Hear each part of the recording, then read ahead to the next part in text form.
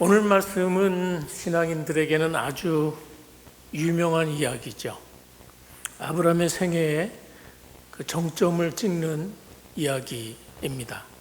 아마 성도들에게 성경에서 가장 인상적으로 남는 장면을 하나 꼽는다면 아마 이 장면이라는 생각이 듭니다. 자, 하나님께서 아브라함에게 이삭을 바치라고 하니까 어떻게 했어요? 바쳤죠. 이삭을 척하고 제물로 드리는 인데요. 그래서 이 사건을 종종 이제 그 순종의 본보기로 소개를 하기도 합니다. 여러분은 이 사건을 이해가 됩니까? 이해가 되시냐고요? 되면 된다고 하고 안 되면 안 된다고 하세요. 이 사건이 내 이야기라고 한번 생각해 보시라고요. 만약에 내가 그 형편과 처지라면 어떻게 사랑하는 아들을 하나님께 제물로 바칠 수가 있겠습니까? 그 성경은 인신제사를 허용하지 않습니다. 이방 종교에서 종종 고대 종교에서 신을 달래기 위해서 인간을 제물로 드렸던 그런 기억이 있습니다. 근데 구약 성경은 엄격히 그런 걸 금하고 있죠. 그러니까 이거는 하나님의 하나님이라는 그 성품, 그분의 하나님 되심에도 이게 모순되는 거예요. 자, 두 가지 의문이 있어요. 하나는 아브라함은 어떻게 하나밖에 없는 아들을 번제로 드리는 순종을 할까? 아무리 하나님 말씀이라도 어떻게 그럴 수 있을까요? 그렇게 하는 게 만약에 신앙이라면 그건 뭐예요? 신앙은 인간이기를 포기해야 한다는 의미예요. 그런 하나님의 말씀의 도전을 한번 생각해 보시라는 것이죠. 또 다른 의문은 하나님은 어떻게 그렇게 무자비한 그런 요구를 하실 수가 있을까?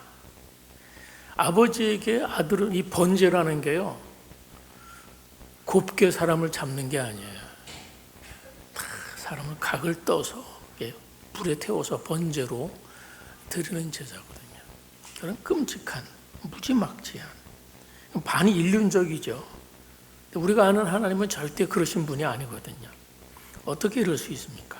그래서 우리가 이 사건을 해석하는 열쇠가 1절에 나옵니다. 1절이 이 1절을 우리가 잘 이해해야 이 말도 안 되는 이 얘기 스토리를 우리가 이해할 수 있다는 거예요. 자, 1절을 보세요. 1절 다 같이 시작. 그 일 후에 하나님이 아브라함을 시험하시려고 그를 부르시되 아브라함아 하시니 그가 이르되 내가 여기 있나이다. 자, 여기 보니까 이 스토리의 해답이 뭡니까? 이 스토리는 이 시험은, 이 말도 안 되는 요구는 하나님이 왜 하시는 겁니까? 답이 뭐예요? 하나님의 시험이라는 거예요. 하나님의 시험.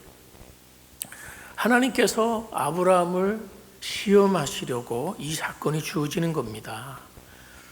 자, 곤란한 시험 우리가 당할 때 있잖아요. 말도 안 되는 시험 당할 때 있어요. 우리 어릴 때 아기들한테 어른들이 종종 그런 테스트를 합니다. 아기한테 뭐라고요? 너 엄마가 좋아? 아빠가 좋아? 이거 굉장히 똑똑한 아이 같으면 이 대답하기가 참 이 곤궁에 빠지는 그런 질문이죠. 때로는 어른들이 아기를 앞에 놓고 아기의 엄마를 막 때리는 신용을 해요. 그렇게 해보신 적 있죠? 그럼 애가 어때요? 자지러지게 울죠. 저 사람을 이해할 수 없죠. 엄마를 때리는 저 사람, 저 어른은 왜 저러나 하면서 공포에 질려서 우는 것과 같은 그런 이치입니다. 자, 제가 초등학교 1학년 때 어머니가 돌아가셨어요. 그러고 나서 저는 공부를 잘했겠습니까? 못했겠습니까? 엄청나게 못했겠죠. 아예 공부를 안 했습니다. 아주 심하게 놀았습니다. 그러다가 초등학교 한 3학년 때쯤인가 내가 너무 그냥 공부를 안 하니까 우리 아버지가 어느 날 저를 혼내면서 너 공부 안 하려면 더 이상 학교 다니지 마 하면서 제 가방에서 책을 꺼내가지고 밖으로 나가시더니 이런 풍로에다가 놓으시고 불을 붙여갖고 막 태우는 거예요. 그때 제가 충격이 저 사람 내 아버지 맞나 그런 정도의 충격이었어요. 나중에 보니까 교과서는 놔두고 다른 거를 태웠더라고요. 그러니까 제가 공부하게 하기 위해서 테스트를 한 거죠. 그러니까 오늘 하나님께서 아브라함을 테스트하는 것도 마찬가지예요. 그러니까 오늘 이야기 전체가 하나님의 음성으로 시작이 돼서 하나님의 음성으로 마무리가 됩니다. 그러니까 오늘 우리가 여기서 주목해야 되는 건 뭐냐? 이 사건 전개 과정에서 뭐 이런 일도 있고 저런 일도 있지만 아브라함의 믿음도 중요하지만 더 중요한 건 뭐냐? 이 사건을 통해서 주시려는 하나님의 말씀에 초점을 맞춰야 돼요. 이건 말도 안 된다. 어떻게 그런 일이 그게 이제 이 말씀의 중심이 아니라는 것이죠. 이거를 통해서 아브라함이 뭘 시험하려고 하고 아브라함은 그러면 어떤 시험에서 이길 수 있었는가? 그리고 그 과정에서 하나님이 말씀은 우리에게 무엇이라고 말씀하는가? 자, 이걸 붙들어야 되는 것이죠. 자, 그러면 시험의 내용이라는 게 뭐예요? 테스트의 내용이 내 아들 이삭을 2절에 보면 내 아들, 내 사랑하는 독자 이삭을 번제물로 드리라. 누굴 드리라고요? 내 아들. 어떤 아들? 내 사랑하는 독자. 자, 여러분 아브라함에게 이 독자 이삭이 어떤 의미인지 아시죠, 여러분? 자, 이삭은 아브라함이 무려 잉태를 하지 못해서 아내가 잉태를 하지 못해서 25년 만에 천신만고 끝에 얻은 아들이에요. 그러니까 금지오겹이겠죠. 요즘 말로는 금쪽이. 정말 이삭이 아브라함의 생애의 전부인 것이죠. 너무 사랑스럽고 너무 귀하고 그저 이삭만 보면 기쁨이 생기고 이삭의 뜻이 웃음, 즐겁단 말이죠. 그러니까 이삭은 하나님의 은혜로 주어졌어요. 그러니까 하나님의 선물인 건 맞아요. 그래서 아브라함이 그 아들 이삭을 애지중지하고 사랑하는 것은 당연합니다. 그런데 지금 아브라함의 문제는 뭐냐면 하나님 주신 그 선물, 그 복이 너무 좋아서 그 복에 그냥 함몰되는 거예요. 지금 아브라함의 관심은 온통 이삭일 수 있다는 거죠. 자, 그 말을 다른 말로 하면 그게 이제 지나치면 뭐가 되냐면 우상이 되는 거예요. 내가 좋아하는 게 우상이 될 수 있죠. 그래서 하나님이 이제 이 테스트를 통해서 묻고 싶은 게 있는 거야. 네가 정말 사랑하는 게 뭐냐? 네가 정말 사랑하는 것이 무엇이냐? 그리고 내 삶을 지금 궁극적으로 끌고 가는 것은 누구냐? 하고 하나님의 시험 문제를 내시는 거예요. 그래서 하나님 이삭을 드리라고 시험하시죠. 자, 우리도 그렇습니다. 우리가 위기가 없을 때는요, 어려운 일이 없을 때는요, 하나님을 잘 찾지 않습니다. 그렇죠? 그런데 막상 위기가 사라지고 하나님의 은혜와 복이 임해서 좋은 일들이 막 생겨나잖아요. 그러면 그 복에 취해서 하나님을 더 안 찾을 수 있어요. 어느새 그 복이 우리의 마음을 빼앗는 우상이 될 수 있는 것이죠. 그래서 어떤 사람에게는 이제 이삭에게는 그것이 아브라함에게는 그것이 이삭이었어요. 정말 이삭, 온통 아브라함의 마음을 빼앗고 전부일 수 있는 그 이삭. 오늘 우리에게는 또 자식이 아니라 어떤 타이틀일 수도 있고, 어떤 명예일 수도 있고, 어떤 물질일 수도 있고, 우리 마음 깊은 곳에 간직하는 어떤 내 꿈과 이상, 그런 것들이 다 우리에게는 이삭이 될 수 있죠. 그래서 하나님은 그 이삭을 가지고 어느 날 우리에게도 시험하실 수가 있다는 것이에요. 자, 그런데 오늘 시험의 본질을 생각해 보세요. 아들을 번제로 바치라는 이 명령은 아브라함의 뭘 흔들고 있을까요? 아브라함의 하나님께 대한 믿음을 근본적으로 뿌리째 지금 흔들고 있는 거예요. 이 시험의 본질이 뭐라고요? 믿음을 흔드는 거예요. 믿음을 흔들어요.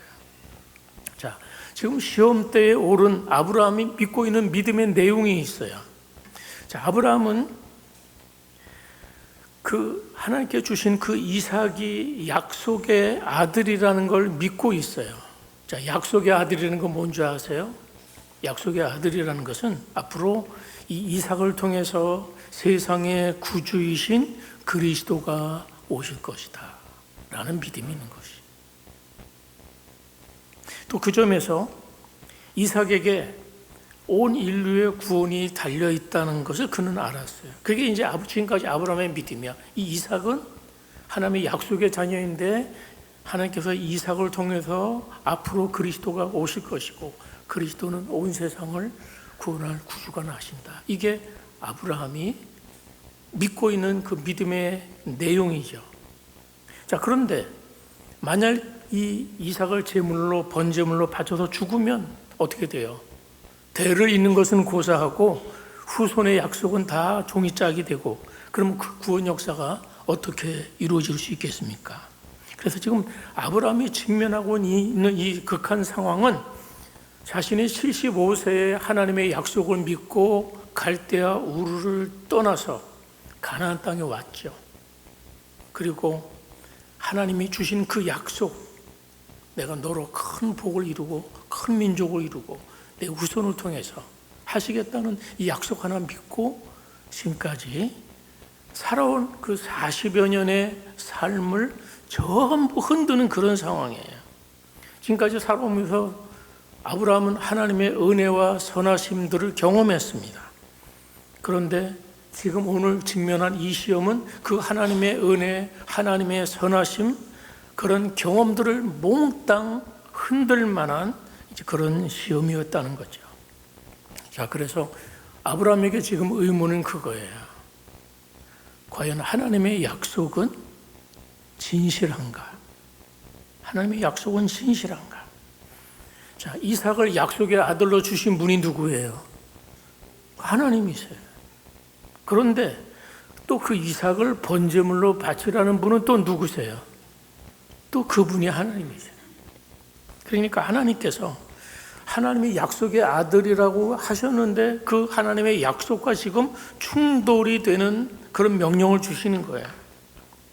자, 아브라함의 마음에 아들인 이삭에게 하나님의 구원이 있다는 그 약속하고 아들 이삭을 죽여서 번제물로 바치라는 그 하나님의 명령이 이게 서로 충돌을 하고 있는 그런 상황이에요. 그래서 이 명령은 하나님의 약속에 대한 신실성을 의심하게 할 뿐만 아니라 이분이 하나님이 맞는가? 당신은 정말 하나님 맞습니까? 자, 이런 회의를 불러오는 거예요. 자, 여기까지가 시험의 본질인데요. 자, 그러면 우리가 잘 아는 대로 이 시험에서 아브라함이 승리를 하지 않습니까? 그것을 우리는 아브라함의 믿음의 순종이라 그래요. 그래서 아브라함을 가리켜서 믿음의 조상 이렇게 말합니다. 그러면 이 시험을 통해서 또 하나 우리가 봐야 되는 거는 그럼 믿음이 뭐냐라는 거예요. 믿음의 본질이 뭐냐? 자, 오늘 성경을 보면서 한번 풀어보겠습니다. 자, 3절부터 10절까지는 아브라함의 반응이에요. 놀라운 것은 하나님의 반응입니다. 번제로 바치라는 이 놀라운 명령 앞에 어떤 반응이 우리는 예상이 됩니까? 하나님 어떻게 그러실 수 있습니까? 아니야, 하나님은 그러실 리가 없어 하고 거부하거나, 아무리 하나님이셔도 그렇지 이거는 아닙니다, 이건 아니에요, 정하는 게 자연스러운 것이잖아요. 그런데 오늘 22장에 나타난 아브라함은 아무런 항의가 없어요. 아무런 이의 제기 없이 그냥 묵묵히 준비해서 길을 떠나요. 자, 지금 아브라함이 있는 브엘세바에서 번제의 장소인 모리아산까지는 무려 한 90km 정도가 떨어진 거리예요.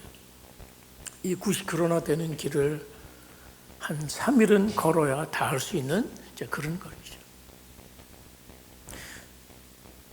그래서 종들을 데리고 번제에 쓸 수 있는 나무를 준비해서 아들을 데리고 묵묵히 그 사흘 길을 갑니다. 근데 오늘 성경은 그때 아브라함의 심정이 어땠는지, 이삭의 심정이 어땠는지, 종들은 어떤 반응이었는지 전혀 그런 어떤 인간의 감정이 개입할 만한 그런 것들은 하나도 기록하지 않아요. 너무 담담하게 이야기를 풀어가고 있어요. 자, 3일 만에 모리아에 도착한 아브라함은 멀리서 번제의 장소를 바라봅니다. 그는 이제 종들이 방해하지 못하도록 종들을 나귀와 함께 남겨둡니다. 자, 그리고 나서 대신 그들에게 한 말이 이거예요. 5절 보세요. 5절. 자, 모리아산에 도착해서 번제의 장소로 가기 전에 종들을 거기 남겨두면서 한 이야기. 5절 다 같이 한번 시작. 이에 아브라함이 종들에게 이르되 너희는 나귀와 함께 여기서 기다리라. 내가 아이와 함께 저기 가서 예배하고 우리가 너희에게로 돌아오리라 하고. 여러분, 여기 참 놀라운 선포가 있죠. 내가 아이와 함께 저기 가서 뭐하고? 예배하고. 그 다음에 어떻게 해요? 우리가 돌아오리라. 우리가 돌아오리라.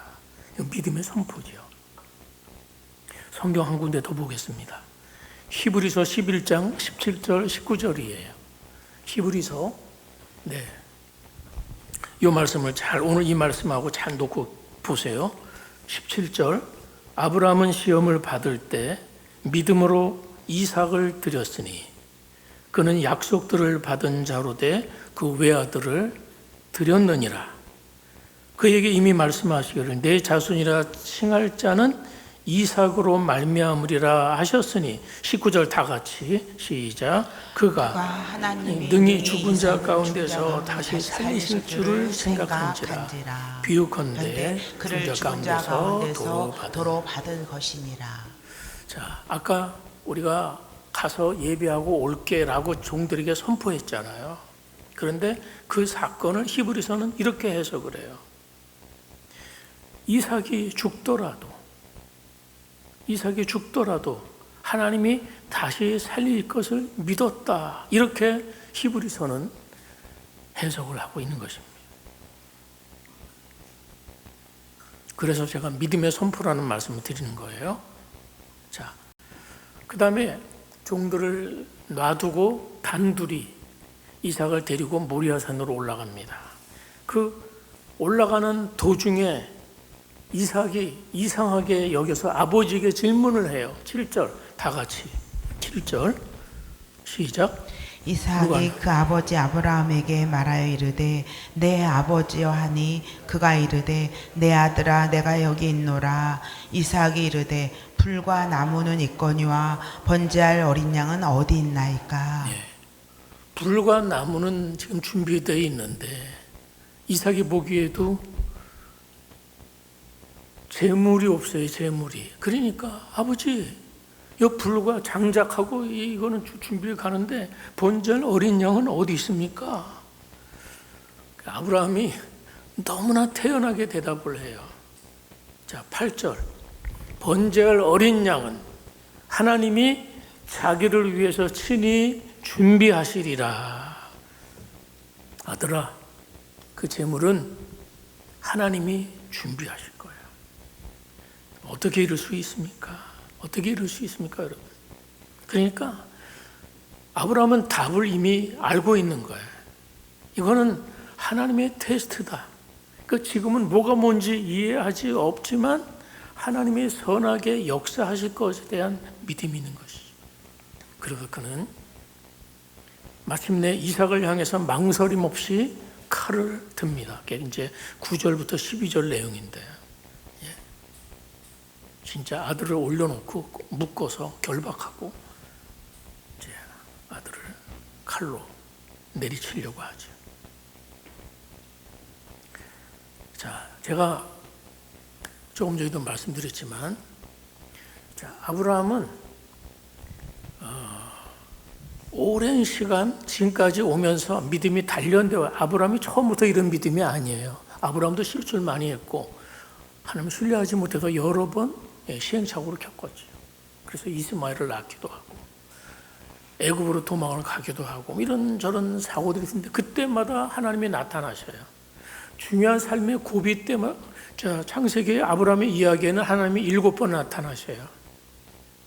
그런데 그 7번 나타낼 때마다 결정적으로 아브라함의 믿음을 한 단계 한 단계 계속 성숙시켜서 이 믿음의 절정의 순간에 이제 이삭을 통해서 하나님이 또 뭔가 말씀하고 있는 것이죠. 그래서 아브라함이 이룰 수 있는 건 뭐냐면 결국은 하나님과 관계에서 믿음을 단련되어 왔다고 볼 수 있고요. 또 하나는 하나님 그 과정에서 하나님을 신뢰하는 그런 신뢰의 결과라는 거예요. 그래서 여러분 믿음은 단번에 생기지 않습니다. 한순간에 형성되는 게 아니라 믿음은 하나님과의 관계이기 때문에 결국 지금 아브라함의 시험은 신뢰의 시험이에요. 하나님에 대한 신뢰의 시험이면서 하나님과의 관계의 시험이라고 볼 수 있어요. 그러니까 아브라함에게 있어서 적어도 아브라함의 지금 이 믿음은 어떤 믿음입니까? 하나님과의 관계에 대한 믿음이에요. 하나님의 약속에 대한 믿음이에요. 하나님이 이렇게 약속하셨어. 하나님 이러신 분이야. 자, 그렇다면 지금 이 상황에서 아브라함이 붙들고 있는 게 뭘까요? 바로 그게 하나님의 약속이라는 것이죠. 하나님의 약속은 제가 말씀드렸어요. 하나님의 약속이 뭐예요? 이삭은 하나님의 말씀하신 약속의 아들이에요. 그리고 그 이삭을 통해서 하나님께서 세상에 구세주를 주실 것이라는 그 약속이에요.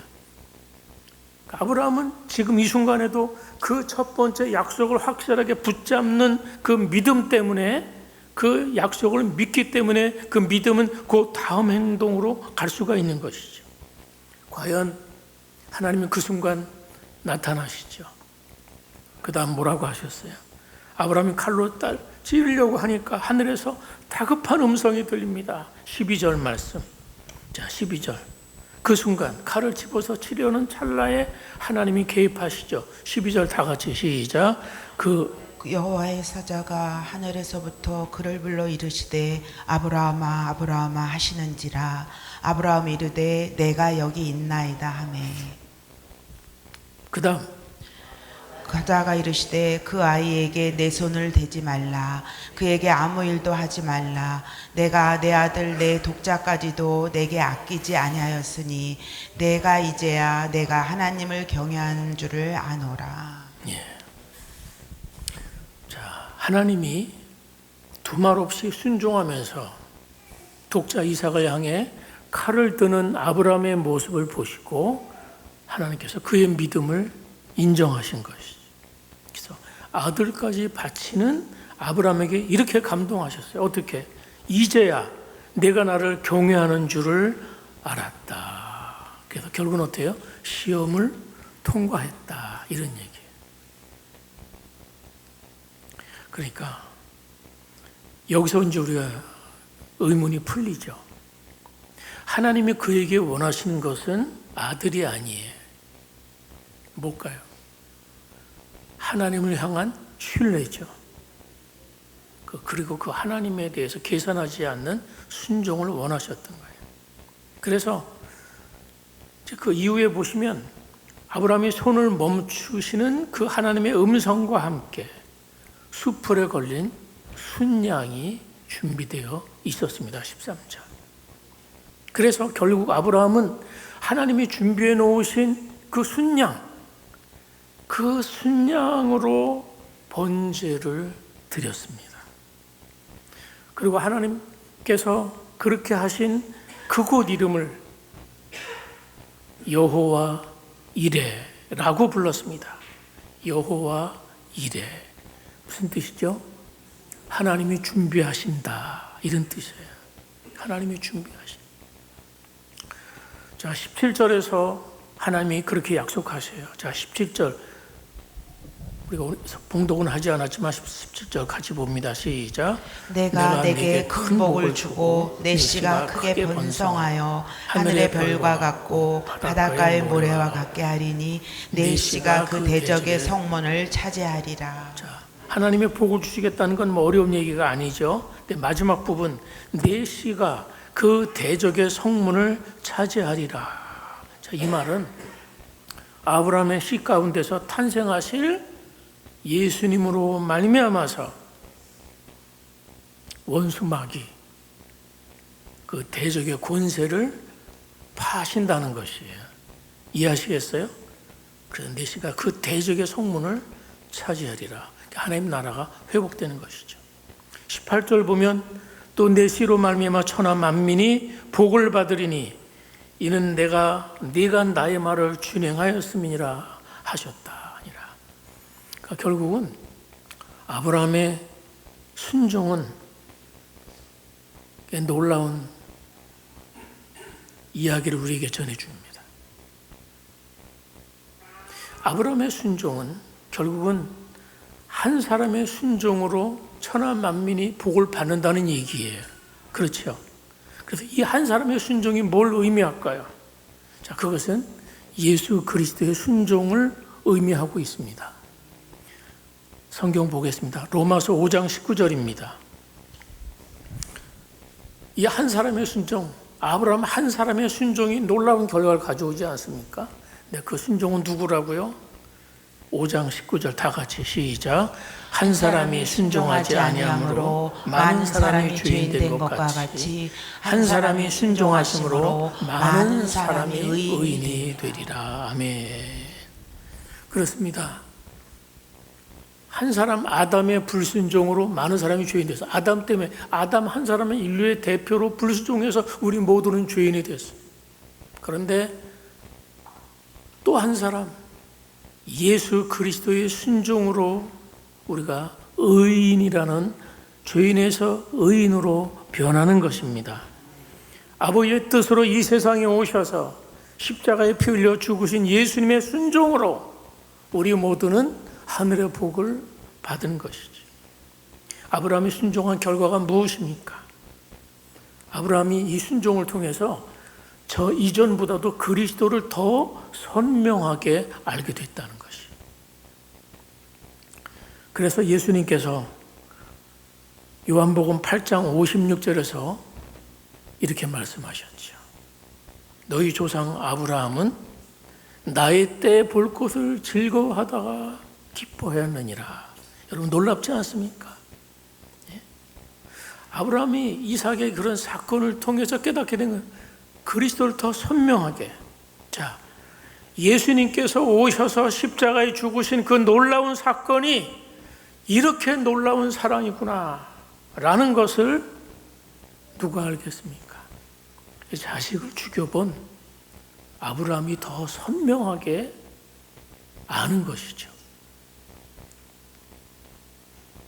그렇습니다. 오늘 아브라함이 이삭을 번제로 바친 이 사건에는 복음의 핵심이 담겨 있는 것입니다. 아브라함이 모리아산 시험을 통해서 복음의 정수를 깨닫게 됐다는 것이에요.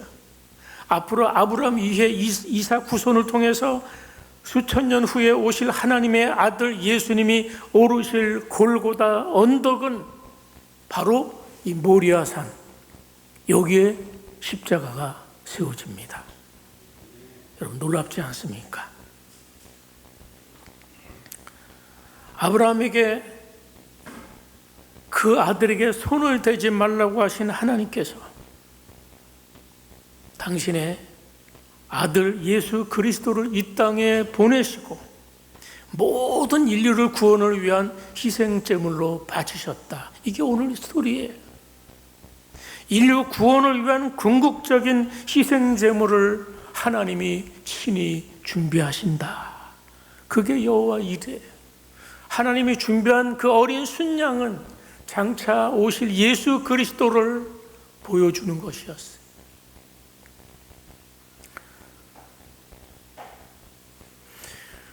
오늘 우리가 이 이야기는 복음이었구나 라는 사실을 다시 한번 깨달으면서,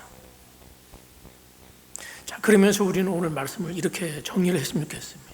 자, 그렇다면 이런 말도 안 되는 상황 속에서 아브라함은 어떻게 하나님의 약속을 붙잡았고 어떻게 이해할 수 없는 그 명령에 순종할 힘이 있었을까? 자, 믿음의 본질은 하나님의 약속을 붙드는 거라고 이미 말씀드렸죠. 아브라함이 주신 그 약속 때문에, 그 약속 하나를 신뢰한다는 것 때문에 그는 순종할 수 있었죠. 그래서 하나님의 약속이 아브라함이 하나님께 더 순종할 힘을 주셨다는 것이에요. 아브라함이 그 약속을 붙잡았다는 말은 무엇일까요? 그가 하나님의 사랑을 붙잡았다는 말하고 같은 말이에요.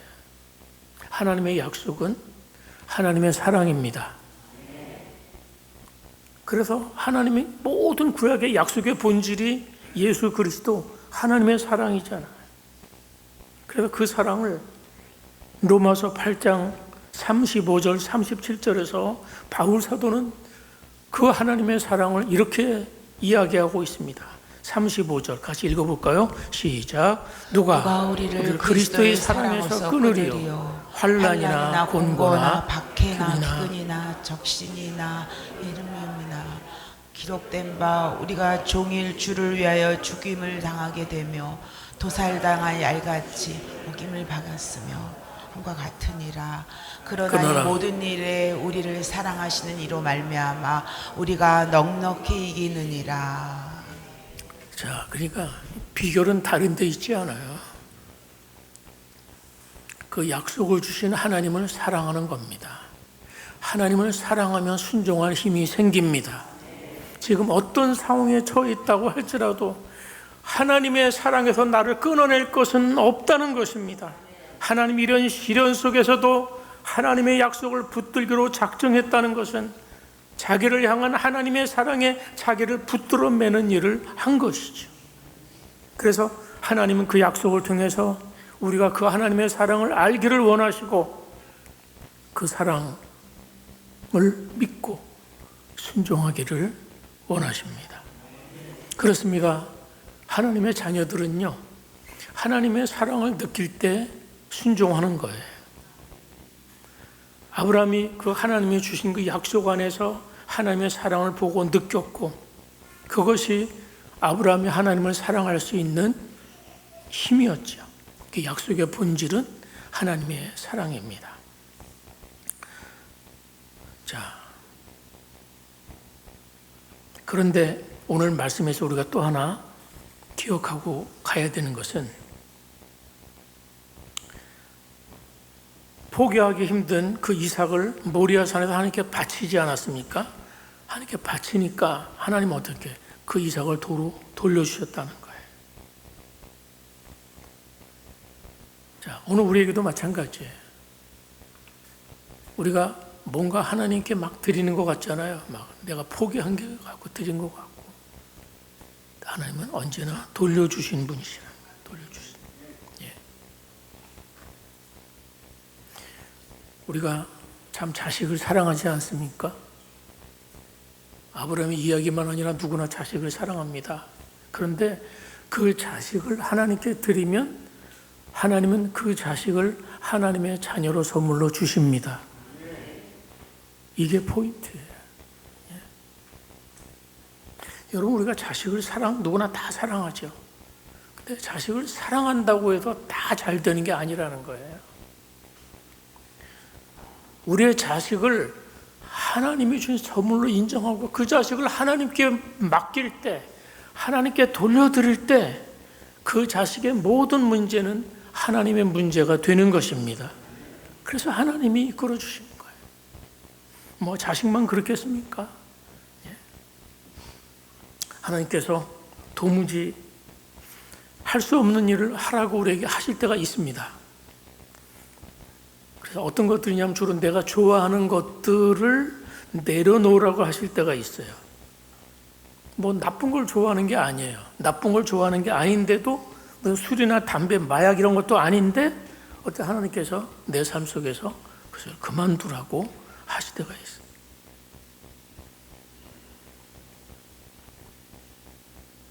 예를 들면 아까 말씀드린 부모가 자식 사랑하는 게 잘못된 거 아니죠. 내가 열심히 해서 이루어놓은 그 사업 최선을 다하고 사랑하는 게 잘못은 아니죠. 때로는 하나님께서 그것마저 우리에게 내려놓으라고 말씀하실 때가 있다는, 빼앗아가는 것이 아니라 빼앗기는 것이 아니라 내가 내놓을 때 그것이 참된 나의 것이 됩니다. 아멘입니까? 그러니까 초점이 뭐냐면 그것보다 네가 더 사랑하느냐, 그걸 묻고 계신 것이잖아요. 하나님께서 우리에게 때로는 상대할 가치가 없는 사람도 사랑하라고 말씀하실 때가 있어요. 참 힘들죠. 또 내가 뭐 잘못한 게 없는데도 나보고 사과하라고 하나님이 하실 때가 있단 말이죠. 그럴 때가 있어요, 인생 살다 보면.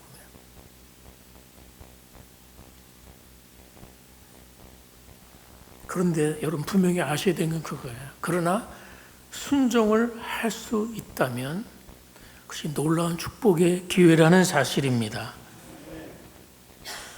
여러분, 그래서 우리의 삶 가운데 하나님의 테스트가 있습니다.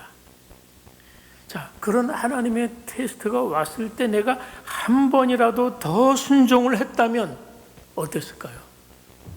놀라운 복을 받았을 겁니다.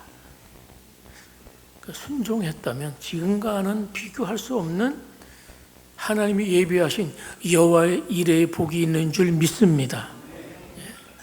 오늘 도전은 그것입니다. 하나님이 준비하신다. 여호와 일의 그 하나님의 놀라운 은혜 가운데 우리가 살아가는 것이죠. 우리가 아브라함처럼 세상에서 부름을 받았습니다. 하나님께. 이미 우리는 하나님께 부름받은 복받은 사람들입니다. 하나님 우리에게 원하시는 게 뭘까요? 너를 통해서 복이 흘러나가기를 원하시는 거죠. 우리 모두를 복의 통로로 부르셨죠. 그래서 우리는 이 세상 속에 살면서 복의 통로로 사는 거예요. 하나님의 복을 전하며 하나님 나라를 세워가며 살아가는 거예요. 근데 거기에 뭐가 필요하냐? 하나님의 약속을 붙드는 믿음이 필요하고 하나님에 대한 그 약속을 이루시는 하나님에 대한 신뢰가 필요하고 그 하나님의 신뢰 때문에 오늘 당장 내가 손해보는 것 같고 잃어버린 것 같아도 그것이 하나님의 약속이라고 말씀이라면 기꺼이 하나님께 돌려드릴 때 하나님은 놀라운 일을 예비하시고 여호와 이레의 하나님이 놀라운 일을 하신다는 것입니다. 이것이 우리가 하나님께서 이 세상을 살아가는 우리들에게 복을 주시는 이유입니다. 그리고 이 세상에 숨겨져 살아가야 될 이유가 있다면 하나님은 여호와 이레의 하나님이시기 때문입니다. 기도하겠습니다. 자, 오늘 우리가 그렇게 도전하며 기도했으면 좋겠습니다. 우리는 이해되지 않는 순종은 참 어려워하는 사람들이에요. 근데 오늘 첫 번째 기도는 하나님, 내 생각과 뜻이 하나님하고 충돌될 때 이해되지 않아도 순종하는 믿음을 허락해 주시옵소서. 내 경험보다도 하나님의 신실하심을 더 신뢰하게 하시고, 그래서 지금 내가 내려놓지 못하는 내 이삭이 있다면 나의 이삭을 하나님께 돌려드리게 해줘요. 어쩌면 하나님보다 내가 더 의지하고 하나님보다 더 사랑하는 나의 이삭, 재물이든 어떤 계획이든 내려놓고 하나님이 예비하실 순양을 보는 영적인 눈을 열어 주시옵소서. 그래서 나의 이삭을 올려드리게 하시고 그것을 통해서 참된 영적인 복이 무엇인지를 깨닫게 해주시도록 우리의 남은 생에도 하나님이 완벽히 책임지실 걸 믿고 평안을 누리게 하옵소서. 자, 그렇게 한번 우리 입술의 고백으로 기도하며 나가겠습니다. 기도하겠습니다. 하나님 아버지, 무슨 말씀을 따라 하나님, 우리의 경험과 이해를 벗어나는 많은 도전들과 사건 앞에서 내가 무엇을 신뢰하는지를, 내가 무엇을 붙들고 있는지를 다시 한번 돌아보게 하시니 감사합니다. 때로 하나님 우리를 테스트하실 때 그 테스트는 하나님 우리를 위해 예비하신 놀라운 그런 복을 주시기 위해서 하나님 나의 삶에 개입하시고 시험하시고 그것이 시련과 고난으로 나타난다고 해도 그 속에 하나님의 놀라운 예비하신 섭리가 있는 줄 믿습니다. 아버지, 그래서 오늘 내가 하나님보다 더 사랑하고 의지했던 자녀, 건강이나 재물, 미래 어떤 계획들까지도 다 내려놓고 하나님이 예비하시는 놀라운 복들을 바라보는 영적인 눈을 열어주시옵소서. 오늘도 내 생애를 완벽히 책임지실 것을 믿고 그런 평안을 누리는 종들이 되게 하옵소서. 주님 감사합니다. 하나님 아버지, 오늘 말씀을 통해서 예비하신 하나님의 복을 바라보게 하시니 감사합니다. 그래서 하나님 내 감정을 뛰어넘게 하시고 내 본성을 뛰어넘어서서 하나님만 바라보고 믿음의 수준을 넘어설 수 있도록 우리의 눈을 더 들어서 하나님을 바라보게 하시고 우리를 위해 예비하신 하나님의 은총을 늘 누리는 그런 복된 종들이 되게 하옵소서. 예수님 이름으로 기도합니다. 아멘.